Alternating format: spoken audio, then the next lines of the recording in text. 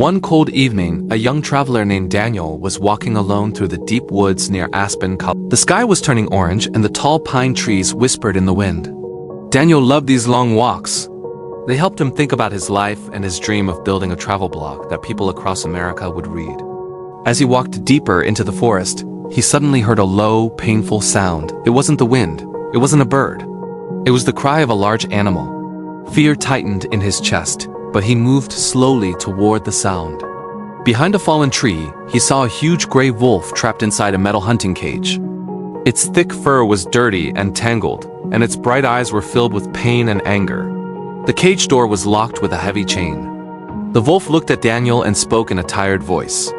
"Brother traveler, please help me," it said. "I've been trapped here for 2 days without food or water. If you set me free, I will never forget your kindness." Daniel's heart softened with pity. He believed that helping others was always the right thing to do. He checked carefully to see if any hunters were nearby, but the forest was silent. Daniel opened his backpack, took out a small tool, and with shaking hands, he began working on the lock. After many minutes of hard effort, the chain finally fell to the ground. The cage door swung open with a loud creak. The wolf stepped out slowly and stretched its strong, powerful legs.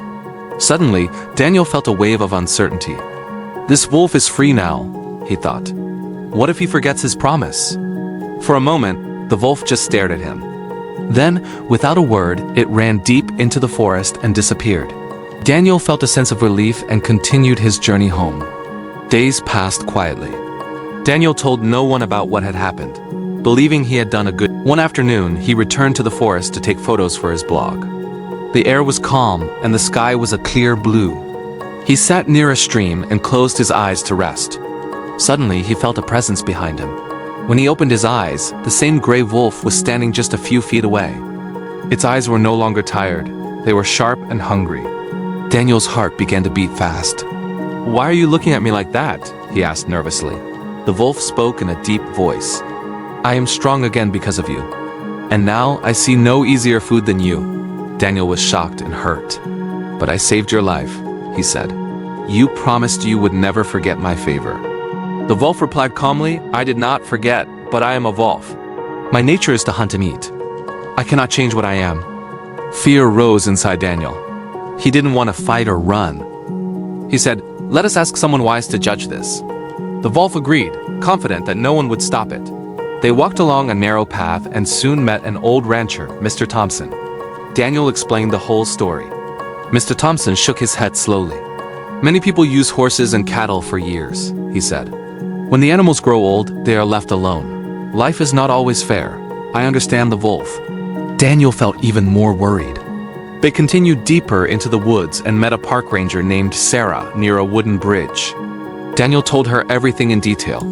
Sarah listened carefully and then looked at the wolf. "I don't fully understand how you were trapped," she said.